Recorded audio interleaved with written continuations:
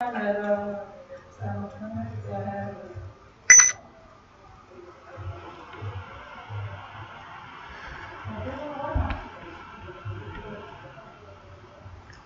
1 2 3, bisa dengar suara saya?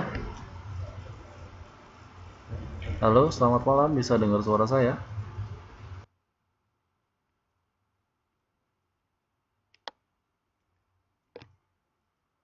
Gimana, suara saya bisa terdengar nggak?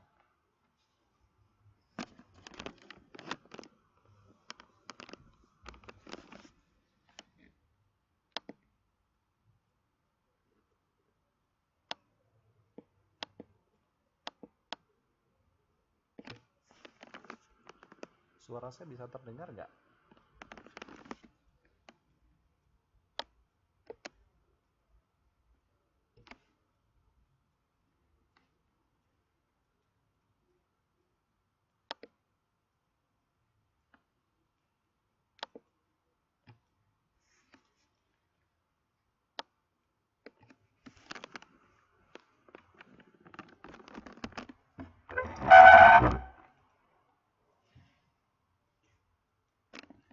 Oke, kita akan mulai kelasnya dalam beberapa menit ke depan ya. Ini karena dari kemarin saya kan pakai aplikasi screen sharing ya. Jadi apapun yang akan saya utak-utik di laptop saya, ini kalian akan bisa lihat termasuk materi yang akan saya sampaikan di sini. Jadi saya perlu konfirmasi dari kalian apakah suara saya bisa terdengar dengan jelas dan layar monitor bisa terlihat dengan jelas, karena dari pantauan saya kemarin ya ada bermasalah sedikit terkait dengan suara. Jadi suara saya gitu ya, teman-teman saya, teman-teman yang sedang mendengarkan saya waktu kelas saya itu sedikit tidak bisa mendengarkan suara saya dengan jelas.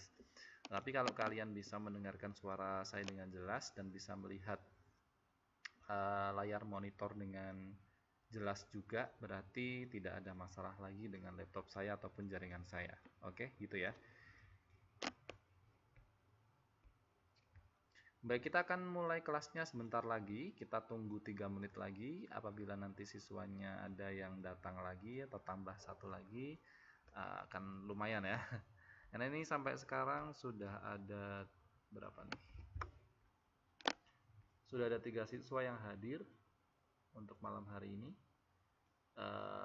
Karena kalau saya lihat ininya apa namanya, rekaman-rekaman kemarin ya, rekaman-rekaman dari tutor-tutor lain itu siswa yang hadir setiap harinya itu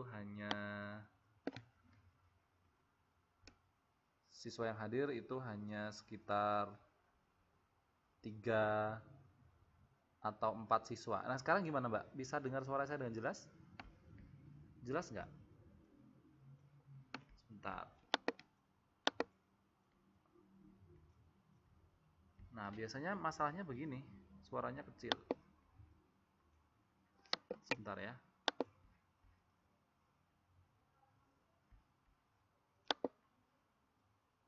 Sekarang masih kecil?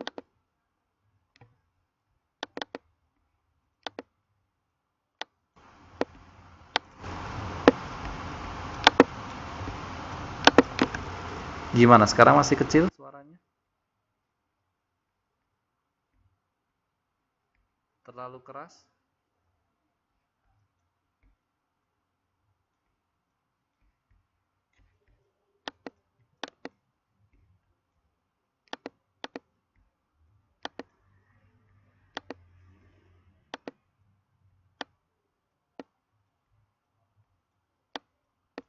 Cukup ya.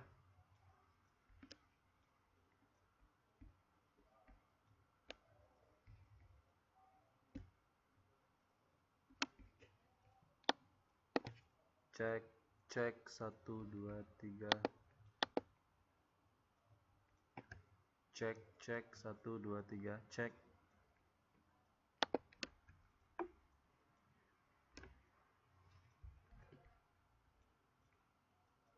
Jelas ya?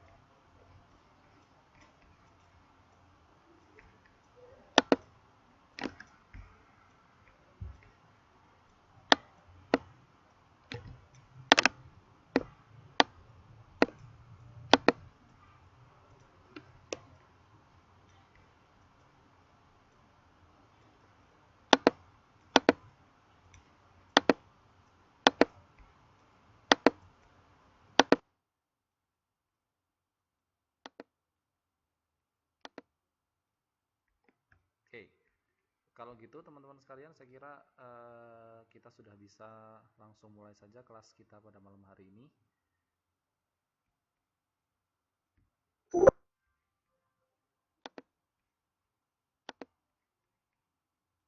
Sebentar.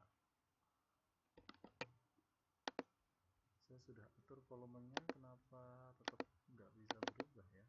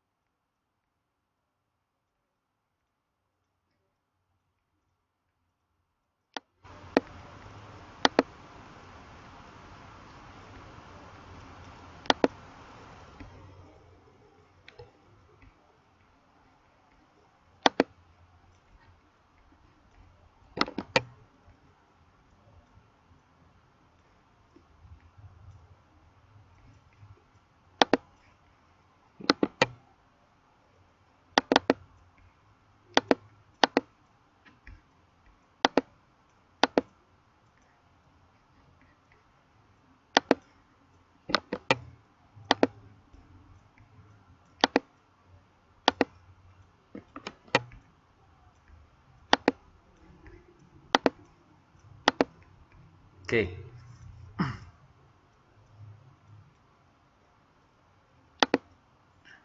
Saya mulai kelasnya. Sebelumnya, Assalamualaikum warahmatullahi wabarakatuh. Ya, saya ucapkan selamat malam dan selamat datang. Terima kasih atas kehadirannya, meluangkan waktunya untuk hadir di kelas kita pada malam hari ini. Selamat berjumpa dengan saya kembali di pertemuan malam hari ini, di mana pertemuan malam hari ini adalah pertemuan kedua setelah kita menyepakati kontrak belajar untuk mata pelajaran ilmu pengetahuan sosial 1 minggu yang lalu. Hari ini tanggal 19 Mei tahun 2017 kita sudah memasuki pertemuan kedua, di mana pertemuan kedua pada malam hari ini kita akan sama-sama membahas sebuah topik ya, mata pelajaran di mata pelajaran ilmu pengetahuan sosial untuk kelas 7 ini ya. Kita akan mulai membahas sebuah topik yang akan nantinya kita akan evaluasi di ujian tengah semester.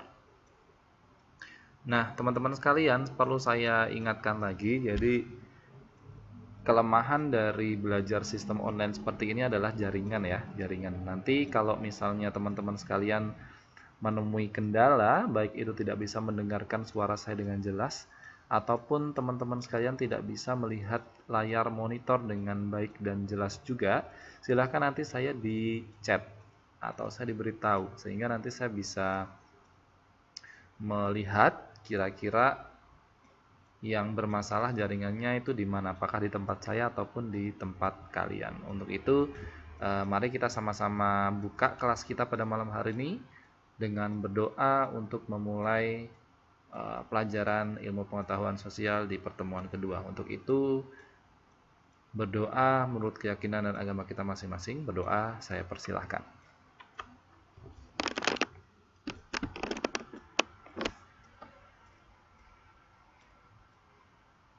Ya, berdoa selesai. Baik, teman-teman sekalian juga bisa buka halaman buku yang sudah kalian miliki. Itu di halaman 1, di mana kita akan mulai membahas bab 1 tentang keadaan alam dan aktivitas penduduk di Indonesia. Ya. Karena tema atau bab yang dibahas dalam keadaan alam dan aktivitas penduduk di Indonesia ini sangat banyak, pada malam hari ini saya hanya akan menjelaskan tentang letak wilayah Indonesia berdasarkan letak geografis dan letak astronomis. Ini kelihatan ya. Jadi di sini sudah saya tampilkan materinya. Ya, jadi malam hari ini saya akan menyampaikan ini tentang peta konsep letak wilayah Indonesia berdasarkan letak geografis dan letak astronomis. Nah, harapannya dengan belajar materi letak wilayah Indonesia pada malam hari ini, kalian akan memahami dengan jelas tentang apa itu letak geografis, apa letak astronomis. Kalau dilihat Indonesia berdasarkan letak astronomis dan letak geografis, apakah itu sangat mempengaruhi keadaan wilayah di Indonesia? Nah, kita nanti akan belajar tentang dua kategori letak wilayah Indonesia ini berdasarkan letak geografis dan letak astronomis. Oke, saya lanjutkan.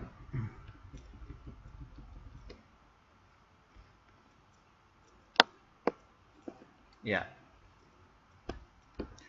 Indonesia, negara yang kita tempati sekarang ya, itu disebut sebagai salah satu negara kepulauan. Kenapa bisa disebut sebagai negara kepulauan? Karena Indonesia ini ya, negara Indonesia yang kita tempati di sini merupakan negara kita, itu merupakan negara yang memiliki ribuan pulau. Jadi pulaunya itu nggak cuma 1, 2, 3, 4, 5 itu ya, tetapi ribuan pulau yang dimiliki oleh negara Indonesia yang membentang dari Sabang sampai Merauke. Jadi kalau diistilahkan ya, Indonesia itu dimulai diukur dari Aceh sana, ujung Aceh sana itu namanya Sabang. Kemudian di paling timur Indonesia itu ada Provinsi Papua, ya di ujung Papua di sana ada Merauke. Jadi kalau dilihat Indonesia itu panjangnya dari Sabang sampai Merauke itu terdiri dari beribu-ribu pulau yang membentang. Ada sebagian pulau yang sudah dihuni, ada sebagian pulau yang belum dihuni ya, artinya masih alami sekali, masih berupa hutan, kadang-kadang masih terdiri dari pulau-pulau kecil, daratan-daratan kecil yang di situ hidup binatang-binatang atau hewan-hewan rimba ya. Ada yang belum dihuni, ada yang sudah dihuni gitu ya. Dari ribuan pulau yang membentang dari Sabang sampai Merauke. Nah, dilihat dari ribuan-ribuan pulau yang membentang dari Sabang sampai Merauke tersebut, Indonesia ini juga memiliki beragam keadaan alam yang sangat mempesona. Jadi kalau dibandingkan dengan luar negeri mah tidak kalah juga ya. Kalau dibandingkan dengan Taiwan, menurut saya sih bagusan Indonesia ya. Menurut saya bagusan Indonesia karena di Indonesia itu apa aja ada gitu ya. Negara-negara lain atau pulau-pulau negara-negara lain yang di situ tidak memiliki misalnya jenis binatang atau jenis tumbuhan, di Indonesia ada gitu ya. Sehingga dari beragam keadaan alam yang sangat mempesona ini, banyak sekali turis-turis asing atau bangsa-bangsa lain tertarik untuk datang ya, untuk menikmati keadaan alam di Indonesia. Kalau kalian masih ingat beberapa waktu lalu sebelum tahun 1945 banyak sekali ya bangsa-bangsa luar yang datang ke Indonesia. Apa tujuannya? Tujuannya adalah untuk menjajah, untuk merampas kekayaan Indonesia sebanyak-banyaknya, untuk menguasai negara Indonesia. Salah satunya apa? Karena Indonesia ini kaya akan alam, sumber daya alam, kemudian kaya akan sesuatu hal yang tidak dimiliki oleh bangsa lain, sehingga bangsa lain itu tertarik untuk datang menikmati keadaan alam Indonesia. Dan beberapa waktu lalu bangsa lain pun tertarik untuk datang untuk menguasai bangsa Indonesia. Tidak hanya satu bangsa loh yang menjajah Indonesia, tidak hanya Belanda saja. Ada beberapa bangsa yang sempat datang ke Indonesia untuk menjajah. Salah satunya adalah Jepang. Ya. Kemudian ada Spanyol, ada Portugis dan lain sebagainya. Kita adalah orang Indonesia, ya. Sebagai orang Indonesia, saya tanya, apakah kalian tahu keadaan alam berbagai wilayah Indonesia? Bagaimana keadaan alam tersebut, ya? Ya, sebagai masyarakat Indonesia ya, sebagai rakyat Indonesia yang tinggal di Indonesia, seharusnya kita tahu keadaan alam Indonesia. Rasa cinta dan bangga sebagai bangsa Indonesia itu bisa tumbuh di dalam diri kita ketika kita tahu, kita mengenal keadaan alam Indonesia serta berbagai macam aktivitas yang dilakukan oleh penduduk Indonesia. Ya, Selain itu, dengan mempelajari keadaan alam atau aktivitas penduduk di Indonesia seperti yang akan kita pelajari pada malam hari ini, kita juga bisa mensyukuri tentang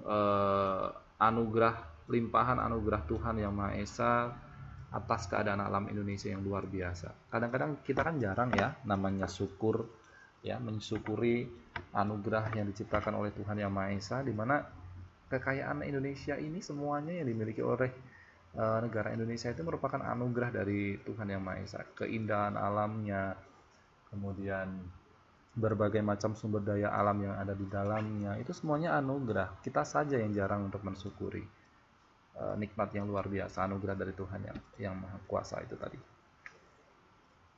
Seperti yang tadi sudah saya katakan, bahwa keadaan alam di Indonesia ini sangat kaya, ya, sehingga bermacam-macam keadaan alam yang ada di Indonesia ini juga mempengaruhi kegiatan aktivitas penduduk, ya. Kemudian aktivitas penduduk di Indonesia ini sebenarnya sudah diketahui, ya, sudah dipelajari dari kehidupan-kehidupan masa lalu, ya, kehidupan yang sudah masa lampau gitu, ya, baik pada masa manusia yang tinggal di Indonesia belum mengenal tulisan, kemudian pada masa kerajaan Hindu dan Buddha, kemudian pada masa Islam datang hingga sampai saat ini. Nah, kira-kira kalau kita bayangkan bagaimana kondisi atau keadaan aktivitas penduduk pada masa-masa dulu kerajaan Hindu Buddha, kemudian pada waktu Islam datang, atau pada masa sebelum kejadian-kejadian tersebut, artinya ketika manusia belum mengenal tulisan atau praaksara, ya. Nah, pada bagian dari bab ini nanti di akhir bab, ya, kalian akan belajar, sama-sama kita akan belajar terkait dengan keadaan alam penduduk tersebut, tetapi tidak semuanya, ya.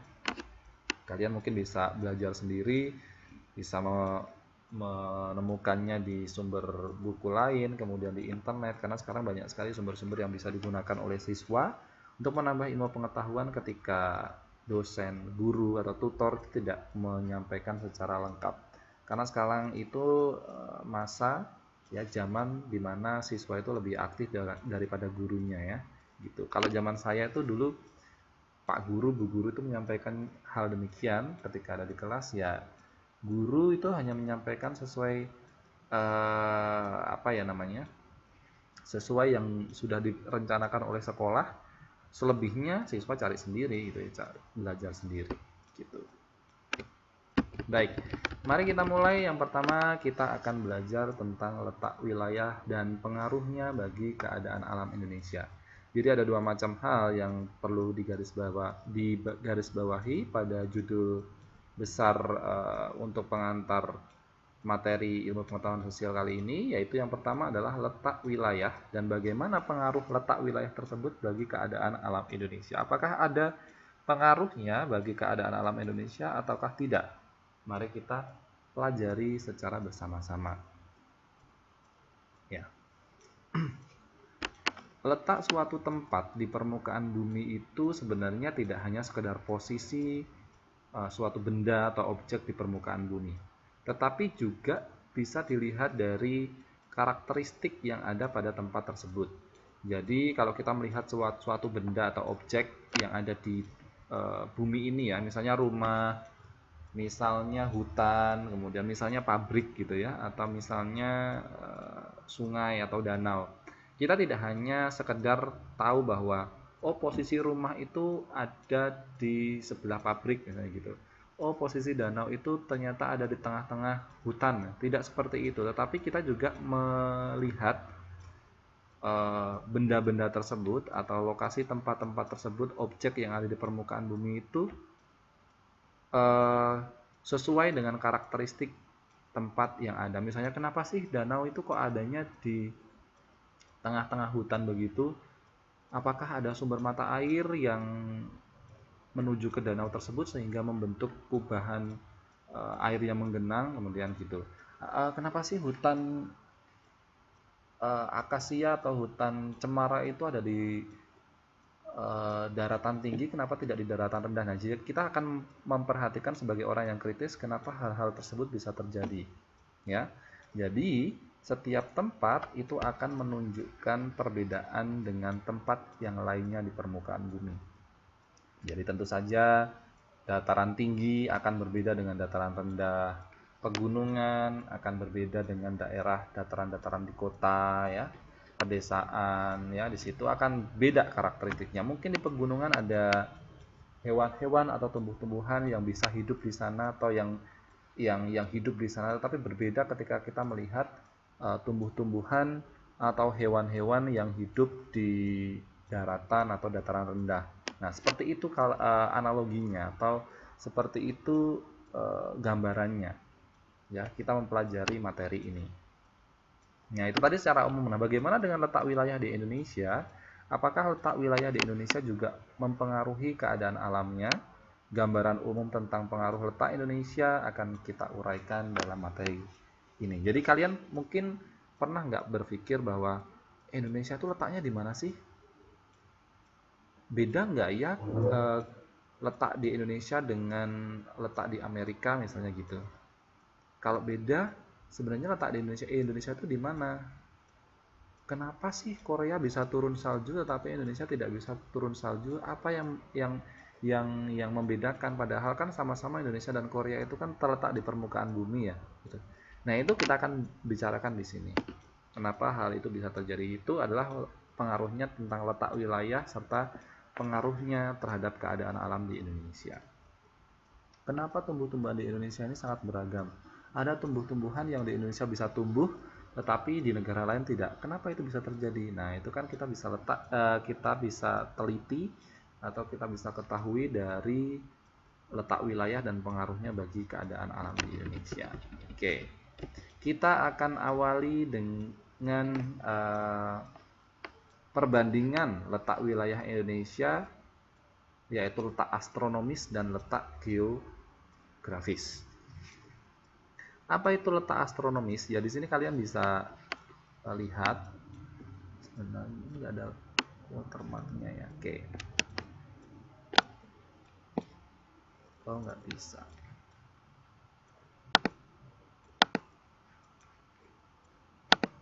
Soalnya PDF-nya ini di secure, artinya di ini apa namanya, di protect, jadi saya tidak bisa mengcopy. Ya, nggak apa-apa, begini saja.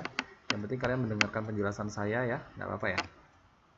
Oke, pertama yang akan saya jelaskan adalah letak astronomis. Ya, letak astronomis itu adalah letak suatu tempat berdasarkan garis lintang dan garis bujur.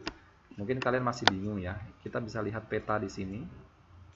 Ya, kita bisa lihat peta di sini. Jadi kalau kita lihat peta, ya, peta dunia. Kalau kalian pernah lihat bola dunia ya, bola dunia atau globe, ya, itu bentuknya ya kurang lebih seperti ini. Ini peta dunia ya, yang apa namanya digambarkan seperti ini. Jadi kalau kalian lihat dengan jelas di peta dunia tersebut atau di globe atau bola dunia tiruan bumi ya, kalian akan melihat garis-garis horizontal dan garis-garis vertikal seperti ini.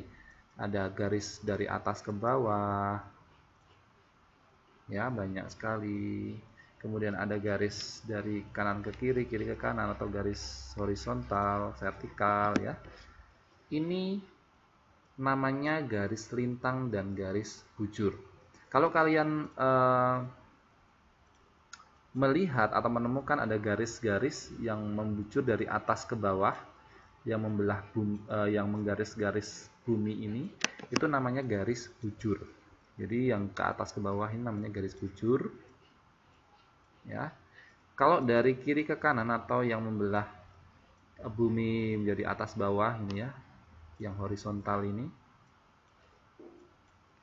Nah, ini namanya garis lintang. Jadi yang vertikal namanya garis bujur, yang horizontal adalah garis lintang. Itu yang pertama kali harus kalian lihat. Nah, ini akan sama akan memiliki pengaruh atau ada hubungannya dengan letak astronomis. Jadi letak astronomis itu adalah letak suatu tempat berdasarkan garis lintang dan garis bujur. Nah, ini tadi sudah saya katakan ya, garis lintang adalah garis khayal yang melintang melingkari bumi, atau yang horizontal ini ya, melingkari bumi.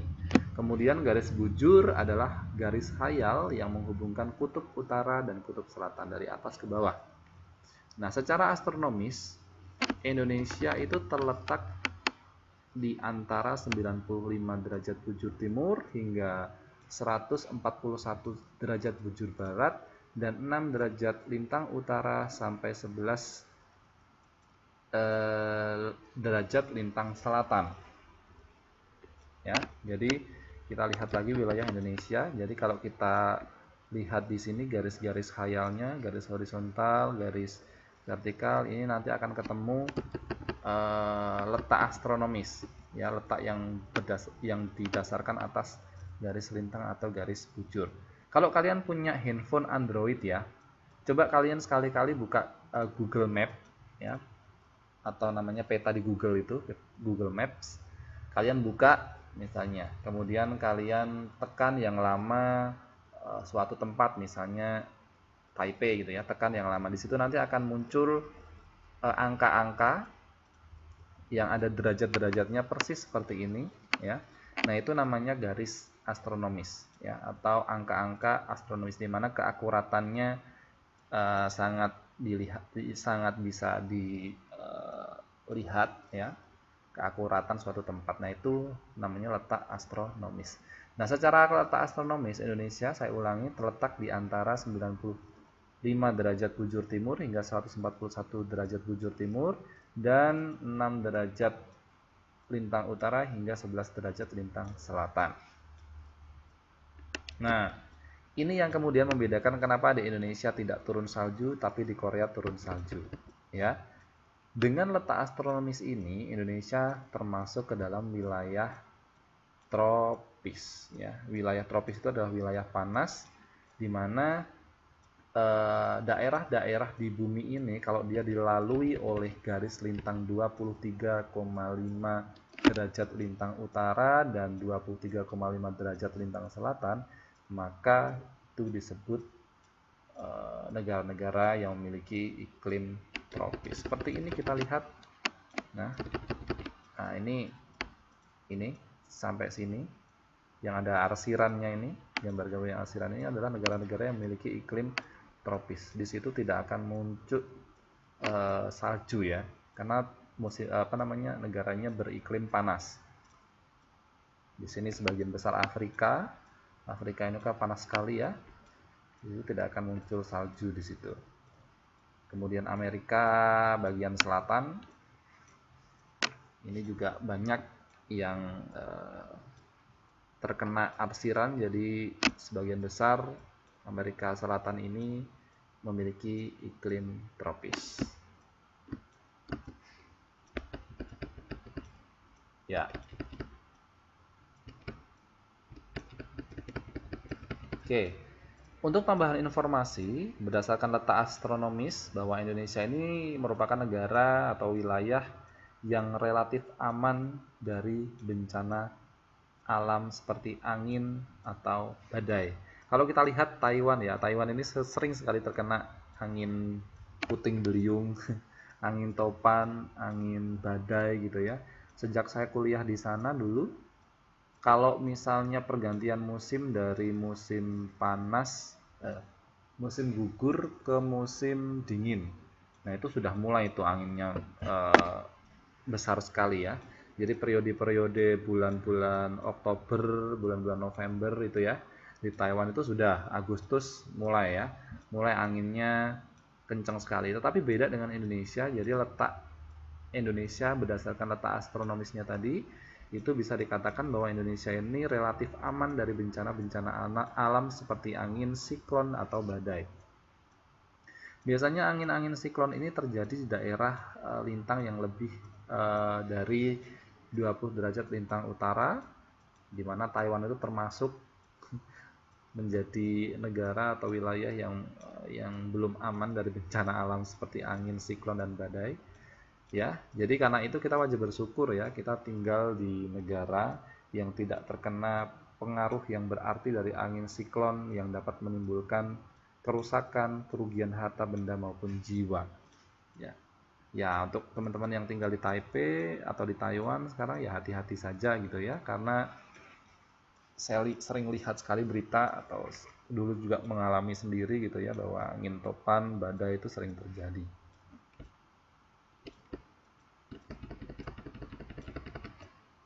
Ya, kita tepatnya harus bersyukur ya kepada Tuhan Yang Maha Esa karena kita tinggal dulu sebagian besarnya kita tinggal sebelum teman-teman pergi ke Taiwan ya, tinggalnya di Indonesia. Kita patut bersyukur karena kita tinggal di wilayah tropis seperti Indonesia karena sinar matahari itu selalu ada sepanjang tahun. Jadi kadang-kadang nggak ada matahari ngambek kemudian nggak muncul gitu ya. Dan suhu udaranya juga tidak ekstrim ya, sehingga ya masih cukup nyaman lah untuk kita melakukan berbagai macam kegiatan di dalam dan di luar rumah. Dan kalau kita bandingkan lama waktu yang ada di Indonesia, siang dan malam itu hampir sama, 12 jam siang dan 12 jam malam. Coba bandingkan negara-negara yang terletak di lintang sedang, misalnya di Amerika Serikat ya, musim panas biasanya siangnya itu jauh lebih lama dibandingkan dengan malamnya. Sebaliknya ketika musim dingin siangnya pendek. Seperti di Taiwan ya, bisa dibilang Taiwan itu juga merupakan wilayah dengan lintang utara yang sedang ya. Jadi waktu itu saya 2 tahun di sana ya, sangat merasakan sendiri ketika musim dingin itu jam 7 pagi itu masih gelap. Musim dingin jam 7 pagi gelap, padahal saya harus sekolah ya, masih dingin-dingin itu harus bangun pagi, harus sekolah gitu ya. Tetapi kalau musim panas, pas kemarin saya mengalami puasa di sana, puasa tahun kemarin saya di sana, wah subhanallah sekali ya. Jadi jam setengah 5 pagi itu udah matahari udah muncul, kemudian bukanya malamnya itu jam 7 atau setengah 8, itu baru malam. Jadi siangnya lama sekali, jadi puasa itu sekitar lebih dari 12 jam, lebih dari 15 jam lah puasanya itu, dari setengah 5. Kadang-kadang waktu itu saya pernah mengalami jam 4 itu sudah imsak, jam setengah 4 atau jam 3 itu sudah imsak, saya harus makan sahur itu jam 2 pagi. Padahal di Indonesia lagi nyenyak-nyenyaknya ya. Nah itu bisa dibandingkan ya. Jadi kita tinggal di negara yang apa namanya, perbandingan antara musim, kemudian antara waktu, perbandingan siang malamnya tidak begitu jauh perbandingannya. Jadi perbandingannya hampir sama, 12 jam 12 jam. 12 jam siang, 12 jam malam. Kemudian kalau dilihat dari keadaan suhu ya, suhu udara di daerah tropis seperti di Indonesia ini juga berbeda dengan suhu-suhu di negara yang terletak di lintang sedang, di mana negara-negara yang dilewati oleh garis lintang sedang itu biasanya memiliki 4 musim, yaitu musim dingin, musim semi, musim panas, dan musim gugur. Pada musim dingin udaranya sangat dingin, bisa mencapai puluhan derajat di bawah 0 Celcius. Tetapi kalau di Taiwan nggak sampai 0 ya. Cuman waktu itu pernah 0 pada waktu Januari 2016. Itu katanya kejadian 25 tahun sekali ya. Jadi waktu itu saya tinggal di Taipei, itu di Yangmingshan, sempat turun salju dan sangat dingin sekali waktu itu, 0 derajat tapi tidak sampai minus. Ya. Tetapi ya karena kita sering tinggal di Indonesia yang rata-rata suhunya 23 derajat sampai 25 derajat rata-ratanya, ketika tinggal di Taiwan ketemu musim dingin yang rata-rata di musim dingin di sana itu 12, 13, 10 gitu ya, itu sudah sangat kedinginan sehingga kita kadang-kadang memerlukan penghangat ruangan atau jaket tebal dan sebagainya. Ya. Bagi negara-negara yang turun salju, kadang-kadang musim dingin ini jalanan juga tertutup salju sehingga kendaraan pun tidak bisa bebas berlalu lalang. Nah, pada saat musim salju itu turun, banyak penduduk melakukan kegiatannya di dalam ruangan, baik di rumah maupun di kantor. Sebagian dari mereka pergi berwisata, ya, ke daerah-daerah yang lebih hangat. Biasanya perginya wisatanya ke Indonesia, ke Amerika Selatan, gitu ya, yang dia tidak terlalu dingin, karena di Indonesia pun mungkin kalau di Taiwan musim dingin, di Indonesia musim hujan, tetapi tidak se ekstrim di Taiwan ya musim dingin ya. Kalau di Indonesia musim hujan pun paling paling kenceng suhunya rata-ratanya paling 20 21 gitu. Masih bisa ditolerir lah, kita pasti kalau pakai tank top pakai pakaian tipis-tipis itu masih bisa di affordable lah, masih bisa ditahan gitu ya. Nah, sebaliknya pada musim panas keadaan akan terjadi sebaliknya. Pada saat itu udara sangat panas, bahkan udara suhunya bisa mencapai atau lebih dari 40 derajat Celcius.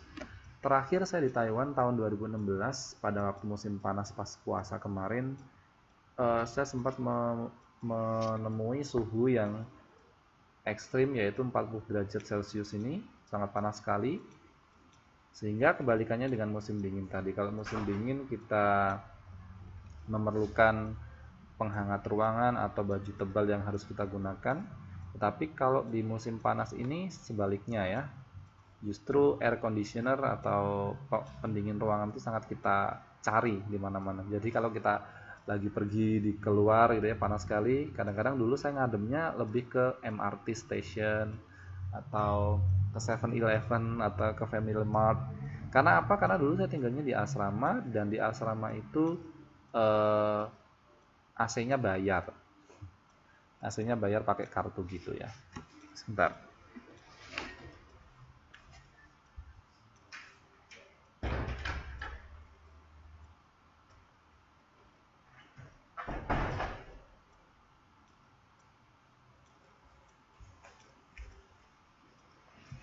Jadi saya harus irit-irit waktu itu ya.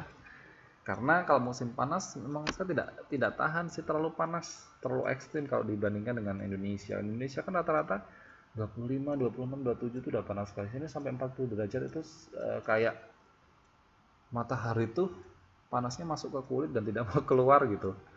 Gitu. Tentu saja kegiatan di luar ruangan pun sangat tidak nyaman karena udara terlalu tinggi suhunya ya. Jika kamu merasa udara panas, apa yang dilakukan? Ya paling ngadem tadi ya di MRT, di 7-Eleven, Family Mart yang ada AC-nya gitu. Ya, itu tadi adalah letak astronomis wilayah Indonesia ya, berdasarkan data astronomisnya. Nah, bagaimana dengan letak wilayah yang kedua, yaitu letak geografis? Letak geografis itu adalah letak suatu negara di permukaan bumi yang dilihat berdasarkan perbandingan antara wilayah lain ya. Secara geografis Indonesia itu terletak di antara dua benua dan dua samudra. Ada gambarnya nggak? Nah, ini dia. Ini peta Indonesia. Jadi kalau kita lihat yang tadi aja gambarnya. Jadi secara geografis Indonesia ini terletak di antara dua benua dan dua samudra. Ini adalah negara Indonesia di sini. Kita lihat secara geografis, ini ada benua Asia, ini ada benua Australia. Jadi terletak di antara dua benua, benua Asia dan benua Australia. Kemudian juga terletak di antara dua samudra. Ini samudra Pasifik dan ini samudra Hindia.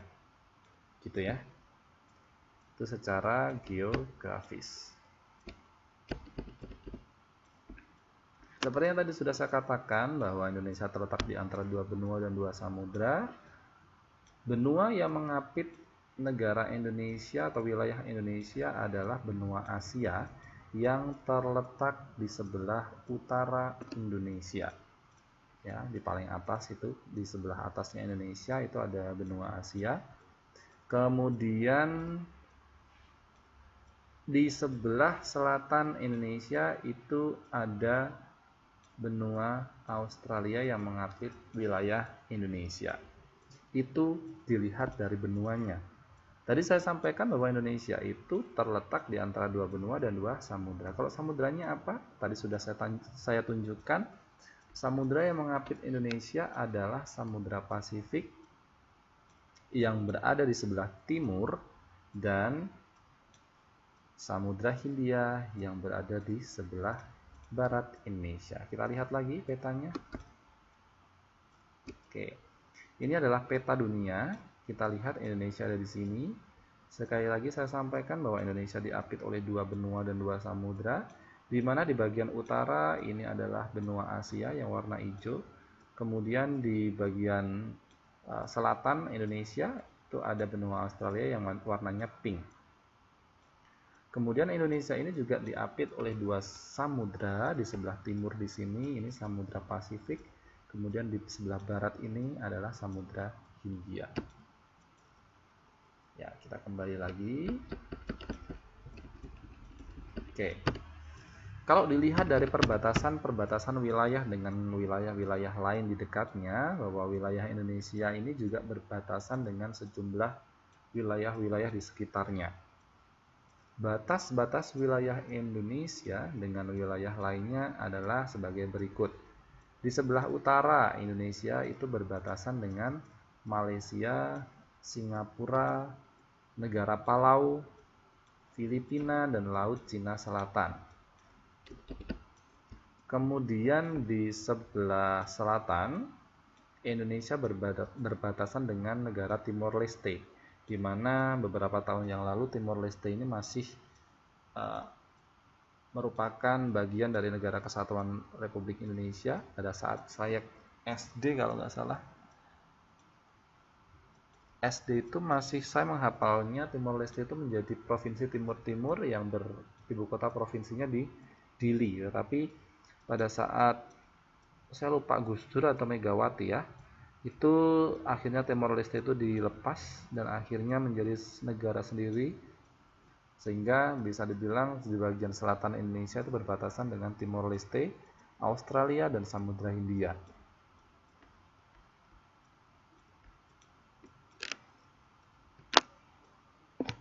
Gimana Mbak Khairunisa, tidak bisa dengar suara saya? Kalau yang lainnya gimana? Bisa dengar nggak?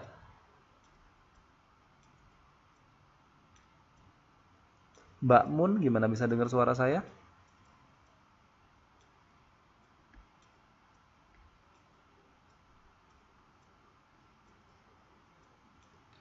Cek 1, 2, 3. Mbak Mun bisa dengar suara saya nggak? Yang lain gimana? Bisa dengar suara saya nggak?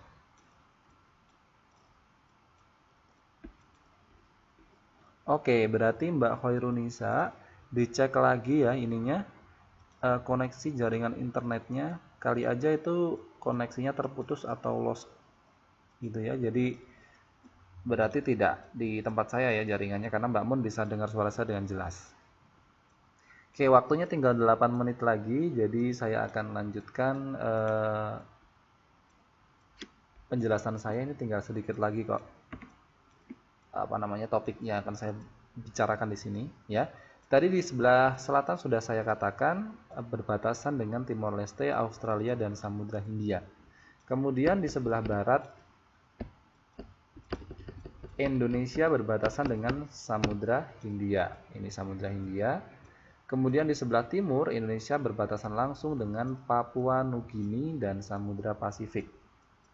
Ya, perhatikan gambar-gambar di sini. Ini sebelah barat, ini sebelah utara, ini sebelah timur, dan ini sebelah selatan.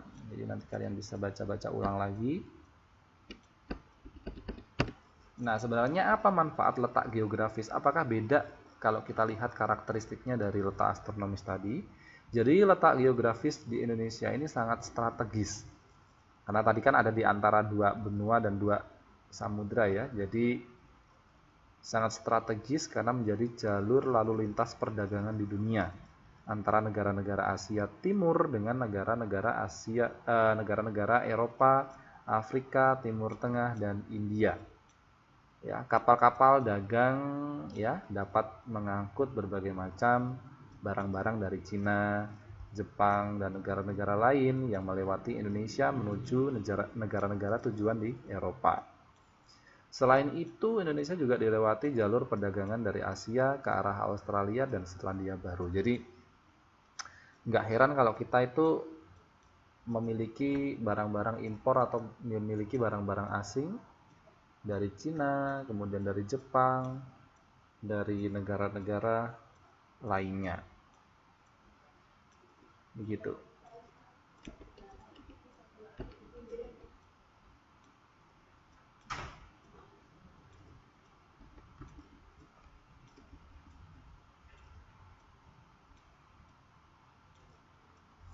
Oke. Ya, berbeda dengan letak astronomis tadi, bahwa letak geografis yang membatasi wilayah Indonesia ini berpengaruh sekali bagi negara Indonesia, baik secara sosial, ekonomi, ataupun budaya. Ya, tadi sudah saya katakan bahwa Indonesia menjadi jalur lalu lintas pelayaran, perdagangan dari negara-negara di sekitar Indonesia, ya, bahwa kita juga bisa lihat bahwa Indonesia ini juga telah lama menjalin interaksi sosial dengan bangsa lain, interaksi sosial baik itu perdagangan, kemudian interaksi sosial sehingga banyak berbagai macam agama datang ke Indonesia seperti agama Hindu, Buddha, Kristen, ya, Islam, dan Indonesia menjadi negara yang kaya akan sumber alam yang bisa dijual, ya, komoditasnya seperti hasil bumi, ya, ke negara-negara lain seperti Cina, India, dan lain sebagainya. Kemudian dari segi budaya, ya, dari negara lain, ya, dibandingkan dengan negara lain, Indonesia ini sangat kaya sekali budayanya. Banyak sekali juga yang mempengaruhi karena adanya jalur lalu lintas tersebut, sehingga budaya-budaya Indonesia pun juga banyak dipengaruhi oleh budaya-budaya lain. Misalnya sekarang itu sudah mulai pergaulan bebas, kemudian kesantunan dan lain-lain, ya. Kemudian selain itu, karena termasuk jalur perdagangan yang bebas, Indonesia ini juga rentan terhadap masuknya barang-barang terlarang, misalnya narkoba, barang-barang selundupan, ya, barang-barang ilegal dan lain sebagainya. Ya, mungkin itu yang bisa saya sampaikan untuk malam hari ini, karena tadi sudah saya katakan bahwa malam hari ini kita hanya sebatas membicarakan tentang batas wilayah Indonesia dan wilayah Indonesia berdasarkan letak astronomis dan letak geografisnya. Untuk itu saya kira waktunya juga sudah habis, teman-teman sekalian. Kita akan lanjutkan pertemuan kita di pertemuan yang akan datang.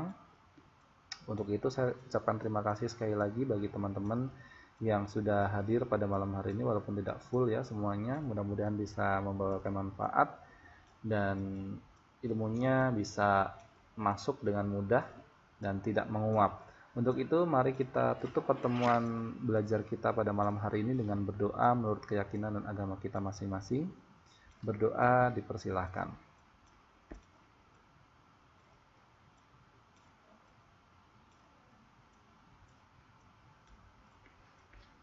Berdoa selesai. Dari saya kurang lebihnya mohon maaf. Saya akhiri. Kita ketemu lagi di pertemuan yang akan datang. Assalamualaikum warahmatullahi wabarakatuh dan sampai jumpa.